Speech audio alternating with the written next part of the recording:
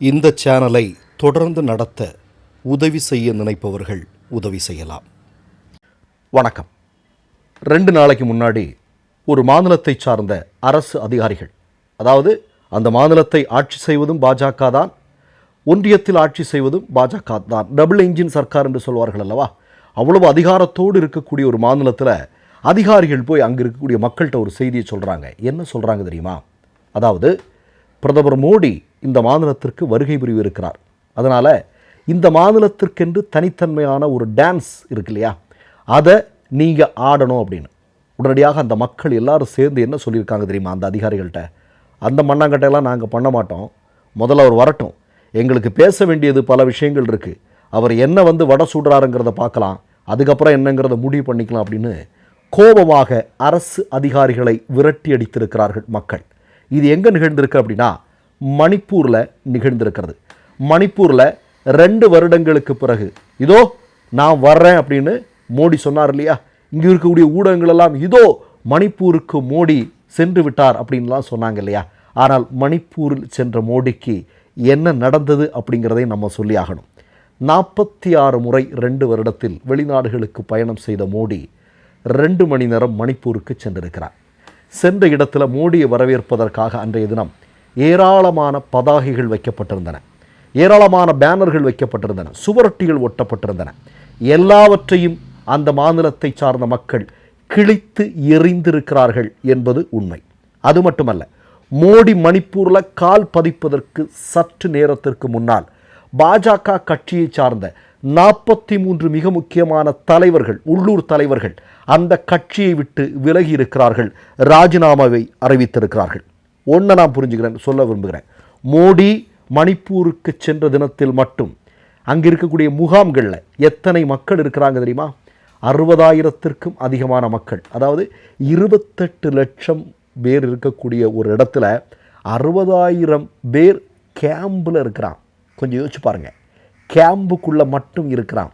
அதில் 36 பேர் மருந்து கிடைக்கலைங்கிறதுக்காக மரணம் அடைந்திருக்கிறார்கள். இதுதான் உண்மை. இப்போ நான் என்ன கேட்குறேன், மணிப்பூருக்கு மோடி போகிறார், 2 வருடமாக இந்த பிரச்சனை நடக்குது, மிக கொடுமையான வீடியோ காட்சிகளெல்லாம் வெளிவந்தது.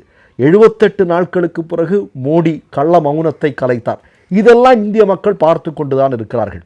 நான் என்ன கேட்குறேன், ஆர்எஸ்எஸ் 2 தினங்களுக்கு முன்பு மோடி சொல்கிறாரு, ஆர்எஸ்எஸை பற்றி சொல்கிறாரு, சமத்துவம், சகோதரத்துவம், அதே மாதிரி இந்தியாவில் சமூக மாற்றம், இதற்கெல்லாம் மோகன் பாகவத்தும் ஆர்எஸ்எஸும் தான் காரணம் அப்படின்னு சொல்கிறேன். நான் கேட்குறேன், மோடியை பார்த்து கேட்குறேன், இந்த 2 வருஷமாக இவ்வளோ பெரிய சம்பவம் நடக்குது இல்லையா, அங்கே இவ்வளோ பெரிய கலவரம் நடக்கிறதுக்கு மிக முக்கியமான காரணமே ஆர்எஸ்எஸ் தான்.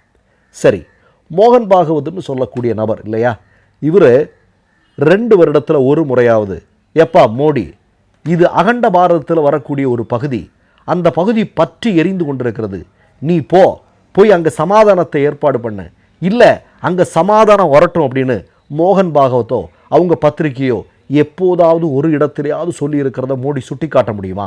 சுட்டி காட்டலை. அங்கே கலவரம் உருவாக்க வேண்டும் என்று விரும்பியதே ஆர்எஸ்எஸ் தான் என்பதை நாம் பல பதிவுகளில் நம்ம தெளிவாக சொல்லியிருக்கிறோம். இப்போது நான் ஒரு செய்தியை சொல்கிறேன். ஒரு மிக முக்கியமான பத்திரிகையாளர், அவர் மோடியினுடைய பயணத்திற்கு பிறகு ஒரு செய்தியை சொல்லியிருக்கார். அவருடைய பேர் சுஷாந்த் சிங். என்ன சொல்லியிருக்கார் அப்படின்னா, பிரச்சனைகளிலிருந்து மீள்வதற்கான வழியை பிரதமர் சொல்ல வேண்டும் என்று மணிப்பூரும் இந்தியாவும் ஆத்மார்த்தமாக விரும்பியது. அதற்கு பதிலாக அவர்களுக்கு கிடைத்திருப்பது என்பது சீழ்பிடித்த காயங்களுக்கு வாய்ச்சொல் மந்திரம் மட்டும்தான் அப்படின்னு தெள்ளத்தெளிவாக அவர் தன்னுடைய கருத்தை பதிவு செஞ்சிருக்கிறார். மோடி அன்னைக்கு போன தினத்தில் நடந்த இன்னொரு செய்தியை நான் உங்களுக்கு சொல்ல விரும்புகிறேன். மணிப்பூரில் அவர் போகிற அன்னைக்கு அங்கே இருக்கக்கூடிய பல்வேறு பகுதிகளில் மிகப்பெரிய போராட்டம் வெடித்து கொண்டிருந்தது. அதெல்லாம் உங்களுக்கு நல்லா தெரிஞ்சிருக்கும், சமூக ஊடகங்களின் வழியாக பார்த்துருப்பீங்க. ஆனால் ஹெலிகாப்டரில் போக வேண்டிய மோடி கடைசி நேரத்தில் ஹெலிகாப்டரில் ஏதோ பிரச்சனை ஆகி என்னென்னா தரை வழியாக சென்றிருக்கிறார். சென்று அங்கே போய் ஒரு மேடையில் பேசுகிறார். அதாவது, எனக்கு ஹெலிகாப்டர் பயணம் பண்ண முடியல, ஏழை தாயின் மகன் சொல்கிறார். அதனால் நான் இப்போ ரொம்ப சந்தோஷமாக தான் இருக்கிறேன். நான் ரோடு வழியாக வந்ததுனால மணிப்பூரில் இருக்கக்கூடிய மக்கள் அனைவரும் மூவர்ண கொடியோடு தங்கள் கைகளில் என்னை வரவேற்பதற்காக காத்து கொண்டிருந்த காட்சி என்னால் பார்க்க முடிஞ்சது இல்லையா அப்படிங்கிற மாதிரி ஒரு வடை சுட்டார்.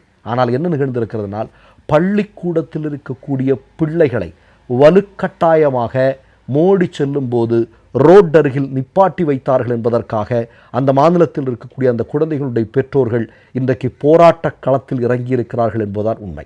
இப்போ நான் மோடி கிட்ட ஒரு விஷயத்தை கேட்க விரும்புகிறேன். 2 வருஷமாக ஏன் நீங்கள் போகலை?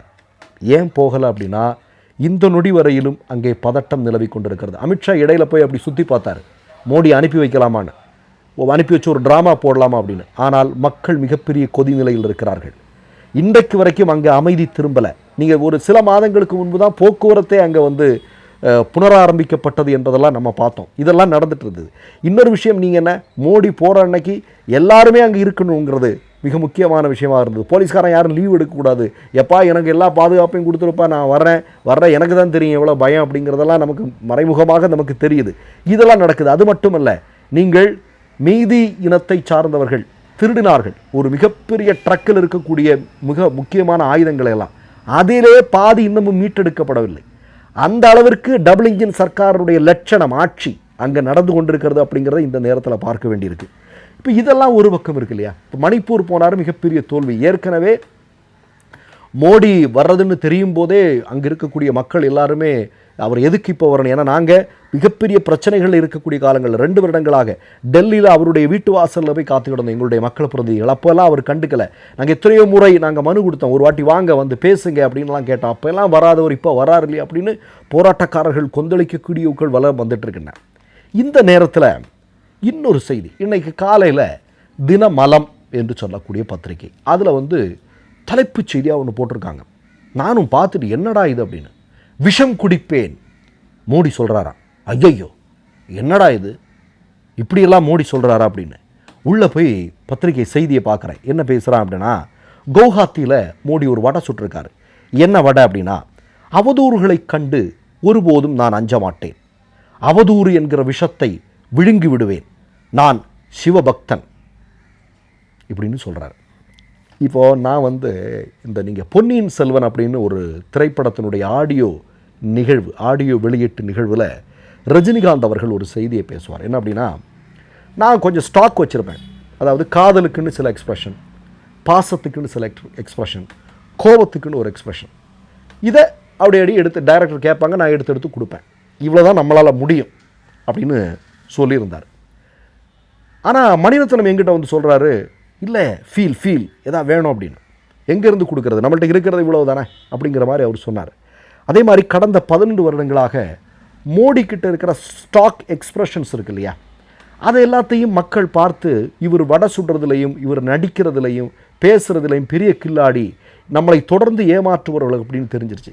இப்போ இந்த விஷம் குடிப்பேன், நான் அவன், நான் இவன், நான் இப்படி, நான் அப்படி அப்படின்லாம் சொன்னால் மக்கள் நம்புவார்களா? கண்டிப்பாக நம்ப மாட்டாங்க. அதனால் இந்த மாதிரி எங்களுக்கு டிமானிட்டைசேஷன் டைம்லையே இந்திய மக்கள் அப்போதே கொதித்து எழ வேண்டியது. அப்போ டக்குன்னு போய் இல்லை ஒரு சில மாதங்களில் சரியாகலைனா நான் தண்டிப்பேன்னு சொன்னதெல்லாம் இந்திய மக்கள் மறந்து விடவில்லை இல்லையா? அதெல்லாம் இந்திய மக்களுக்கு நன்றாக தெரியும். அதனால் இப்போ இப்படிப்பட்ட இந்த வேடிக்கையான விளையாட்டுக்களை காட்டுறதுனால எந்த பயனும் இல்லை. உங்கள் கையில் இருக்கிற ஸ்டாக் எல்லாமே முடிஞ்சிருச்சு. இனி மக்கள் நம்ப தயாராக இல்லை. இதில் கூடுதலாக அவர் சொல்கிறாரு என்ன அப்படின்னா, இந்த பெஹல்காம் பயங்கரவாத தாக்குதல், சிந்தூர் ஆப்ரேஷன், இது தொடர்பாக பேசும்போது காங்கிரஸ்காரங்க பயங்கரவாதிகளை, பாகிஸ்தான் பயங்கரவாதிகளை ஆதரிக்கிறாங்க அப்படின்னு. அப்போ நான் என்ன கேட்குறேன் மோடிட்ட, நீங்கள் தானப்பா 11 வருஷமாக ஆட்சியில் இருக்கிறான், காங்கிரஸ்காரன் அப்படி ஒரு செய்தியை சொல்கிறான், நீ அவன் மேலே வழக்கு விடு, ஆதாரத்தை வெளியிடப்பா. காங்கிரஸ் இந்த நாட்டிற்காக போராடிய இயக்கம்.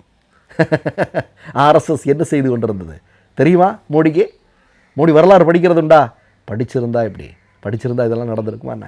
சரி, இதையும் விடலாம். உங்கள் சர்டிஃபிகேட்டெல்லாம் கேட்டுட்டு இருக்கிறாங்க இந்திய மக்கள், அதெல்லாம் ஒரு பக்கம் இருக்கட்டும். ராகுல் காந்தி தெளிவாக சொல்கிறாரு. ஒரு பத்திரிகையாளர் சந்திப்பு நடக்குது, டக்குன்னு அவர் காருக்குள்ளே இருக்கிறார். ஒரு பத்திரிகையாளர் மைக்கை நீட்டுறாரு. சார், இந்த மாதிரி மோடி மணிப்பூருக்கு போகிறாரு. ஏப்பா, இப்போ மணிப்பூருக்கு போகிறது, அங்கே போகிறதெல்லாம் இப்போ முக்கியமான விஷயம் இல்லை, ஓட்டுக்களை திருடி இருக்கிறார் மோடி. இதுதான் இன்றைக்கி இந்தியாவில் மிக முக்கியமான டாபிக் அப்படின்னு முகத்தில் அரைஞ்ச மாதிரி பேசிகிட்டு இருக்கிறாரு நம்முடைய ராகுல் காந்தி. அந்த வீடியோவை நீங்கள் இப்போ பாருங்கள். मणिपुर में बहुत समय से इशू है, अब जा रहे हैं, ठीक है, बट मेन मुद्दा तो देश में वोट चोरी का है। हरियाणा का महाराष्ट्र का चुनाव चोरी किया गया, कर्नाटक में हमने दिखाया, तो मेन मुद्दा तो देश में वोट चोरी का है। सब जगह लोग यही कह रहे हैं, वोट शोर। सर, ये उपराष्ट्रपति चुनाव में भी क्या वोट चोरी हुई है? மற்றொரு நிகழ்வில் சந்திப்போம். நன்றி, வணக்கம். மை நேம் இஸ் ரெட் சேனலை சப்ஸ்கிரைப் பண்ணிக்கோங்க. அதுக்கப்புறமா பக்கத்தில் இருக்கிற ஜாயின் பட்டனை கிளிக் பண்ணீங்கன்னா ஒரு நியூ பேஜ் ஒன்று ஓப்பன் ஆகும். அதுலயும் ஜாயின் பட்டனே கிளிக் பண்ணிக்கோங்க. அதுல பாத்தீங்கன்னா credit R debit card options இருக்கு. இதுல உங்களுக்கு விசா, மாஸ்டர் கார்டு, ரிப்பே அப்படின்னு 3 ஆப்ஷன்ஸ் கொடுத்துருக்காங்க. அதுல நீங்க எந்த கார்டு சூஸ் பண்றீங்களோ அந்த கார்டோட நம்பர் என்டர் பண்ணிக்கோங்க. அப்புறமா கார்டோட வேலிடிட்டி மந்த் அண்ட் இயரை டைப் பண்ணிக்கோங்க. அடுத்தபடியா உங்க கார்டோட பின்னால சிவிசி கோடுன்னு சொல்லிட்டு 3 நம்பர்ஸ் கொடுத்துருப்பாங்க. அந்த நம்பரை இதுல என்டர் பண்ணிக்கோங்க. அப்புறமா அட்ரஸ் அண்ட் இன்ஃபர்மேஷன் என்டர் பண்ணிட்டு பைங்கிற பட்டனை கிளிக் பண்ணிக்கோங்க. ஒருவேளை உங்க கார்டு நம்பர் இன்வாலிட்னு காமிச்சிச்சுன்னா உங்க கார்டுல இன்டர்நேஷனல் யூசேஜை எனேபிள் பண்ணுங்க.